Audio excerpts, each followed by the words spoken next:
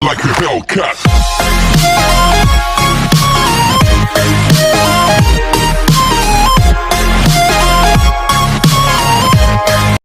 Good morning बच्चों. Today we are going to study about electromagnetic induction, विद्युत चुंबकीय प्रेरण.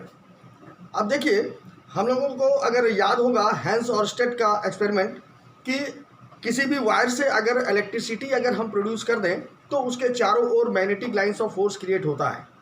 तो अगर electricity can produce magnetic lines of force, तो क्या मैग्नेटिक लाइंस ऑफ फोर्स के कारण क्या किसी वायर में इलेक्ट्रिसिटी प्रोड्यूस हो सकता है?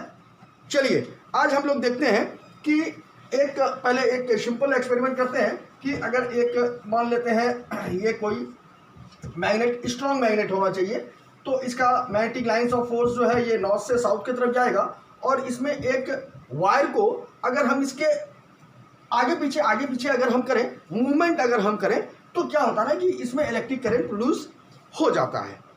यानी मैग्नेटिक लाइंस ऑफ फोर्स या मैग्नेटिक फील्ड लाइंस के अलोंग अगर हम किसी भी वायर को अगर हम मूवमेंट करते हैं तो क्या हो जाता है कि उसमें इलेक्ट्रिसिटी प्रोड्यूस हो जाता है.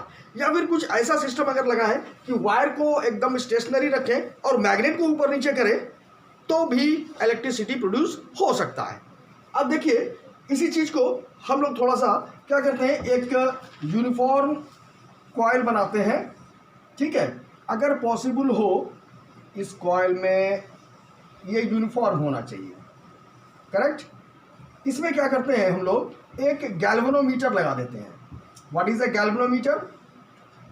गैल्वेनोमीटर, ठीक है, ये एक डिटेक्टर है. वोल्टमीटर पोटेंशियल डिफरेंस को मेजर करता है.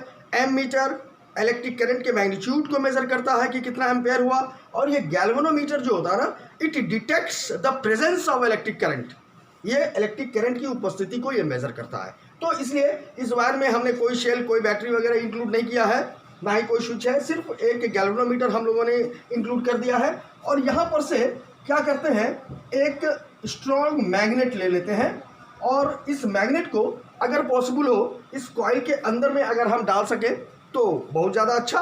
तो हम लोग क्या करते हैं, इसको तेज़ी से, ज़रा गौर से इस चीज़ को समझिएगा, इसको तेज़ी से क्या करते हैं हम लोग, अंदर की ओर इसको तेज़ी से लेकर जाते हैं. तो जैसे ही मैग्नेट को इस कॉइल के अंदर तेज़ी से लेकर जाते हैं तो हम क्या देखते हैं कि इसमें एक डिफ्लेक्शन होता है. मान लेते हैं ये राइट साइड होता है, ठीक है. जैसे इसको अंदर की ओर ले गए तो जब तक ये मूव कर रहा है ये इस तरह डिफ्लेक्ट किया और जैसे ये फिर यहाँ पर होल्ड करके स्टेशनरी कर दिए, ये क्या हो गया, फिर से ये 0 पॉइंट पर आ गया. अब क्या करते हैं, उस मैग्नेट जो अंदर की ओर गया था उसको तेजी से पीछे की ओर लाते हैं, इस डायरेक्शन में लाते हैं. तो इस बार भी इसमें डिफ्लेक्शन हुआ, लेकिन कैसे हुआ, इस बार इसके अपोजिट डायरेक्शन में इसका डिफ्लेक्शन हुआ. अंदर जाने पर उस तरफ डिफ्लेक्शन, बाहर आने पर इस तरफ डिफ्लेक्शन. यानी इसमें अंदर जाने पर क्या होता है कि इसका जो मैग्नेटिक लाइंस ऑफ फोर्स होता है ना, इस कॉइल के अंदर में अचानक इंक्रीज होता है. और जब इसको वापस की ओर ले आते हैं तो मैग्नेटिक फील्ड लाइंस क्या होता है, डिक्रीज होता है. यानी इंक्रीज हो या डिक्रीज हो, यानी whenever there is a change in magnetic field lines through the coil, there is a deflection in the galvanometer. Galvanometer में डिफ्लेक्शन तभी होता है जब इस कॉइल के अंदर में मैग्नेटिक फील्ड लाइंस में चेंज होता है, करेक्ट.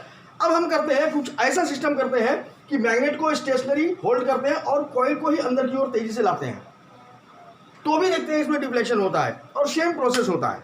ठीक है, अंदर की ओर लाए, डिफ्लेक्शन हुआ, जैसे ही होल्ड रोक दिए तुरंत आ गया ये 0 पर. यानी इस दोनों के बीच में रिलेटिव मोशन होना चाहिए.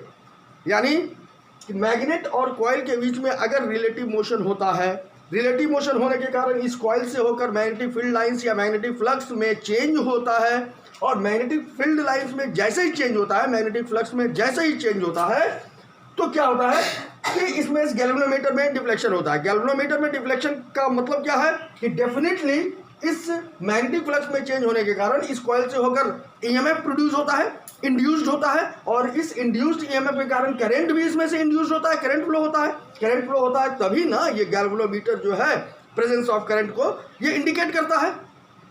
तो ये जो चीज़ है इसी को हेनरी, एक साइंटिस्ट थे, और माइकल फैराडे, उन्होंने इस प्रिंसिपल को दिया इलेक्ट्रोमैग्नेटिक इंडक्शन. ठीक है, विद्युत चुम्बकीय प्रेरण. तो इसको किस तरह कहेंगे हम लोग कि whenever there is a relative motion between a magnet and a coil there is a change in magnetic flux through the coil. गौर से सुनिएगा, मैं फिर से इसको रिपीट कर रहा हूं। When ever there is a relative motion between a magnet and a coil there is a change in magnetic flux through the coil due to which EMF or electric current is induced through the coil।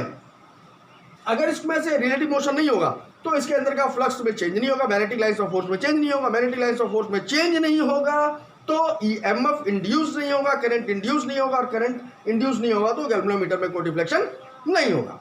जितना तेजी से इसको लाएंगे या जितना तेजी से हम पीछे की ओर लाएंगे, या तो magnetic lines of force increase करेगा या magnetic lines of force decrease करेगा। तो इंक्रीज और डिक्रीज के लिए मैंने एक शब्द बताया कि whenever there is a change in magnetic lines of force. Change का मतलब इंक्रीज और डिक्रीज दोनों हो गया।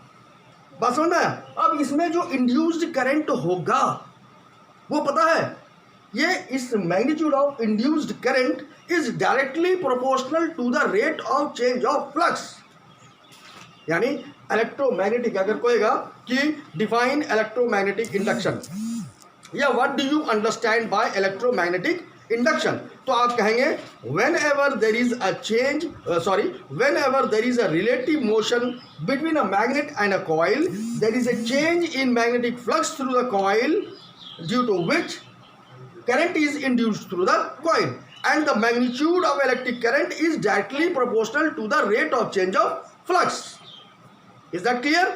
अब इसी चीज का हम लोग इस्तेमाल जो है करते हैं, इस प्रिंसिपल का इस्तेमाल हम लोग करते हैं डायनेमो में, इसी चीज का इस्तेमाल हम लोग करते हैं जनरेटर में, जिसमें कि क्या होता है, हम लोग रिलेटिव मोशन जो कर रहे हैं, इट मींस व्हाट कि we are applying the mechanical force, we are providing the mechanical energy and the mechanical energy gets converted into electrical energy. And इस प्रिंसिपल का हम लोग यूटिलाइज करते हैं किस चीज में? For making dynamo, for making generator. In the next topic we will see about कि किस तरह इस इंड्यूस्ड करंट का मैग्नीट्यूड हम लोग बढ़ा सकते हैं, क्या प्रिकॉशन हम यहाँ पर ले सकते हैं। In the next video we will see about that. दूसरे वीडियो में हम लोग ये चीज़ देखेंगे कि इसमें हम लोग क्या प्रिकॉशन ले सकते हैं, ये जो इंड्यूस्ड करंट का मैग्नीट्यूड है, स्ट्रेंथ है, ये कैसे हम इसको इंक्रीज कर सकते हैं, इसका इस्तेमाल हम लोग जनरेटर में कैसे करेंगे। ठीक है, इन सब सारी बातों का हम लोग डिस्कस करेंगे इन द नेक्स्ट वीडियो। Okay?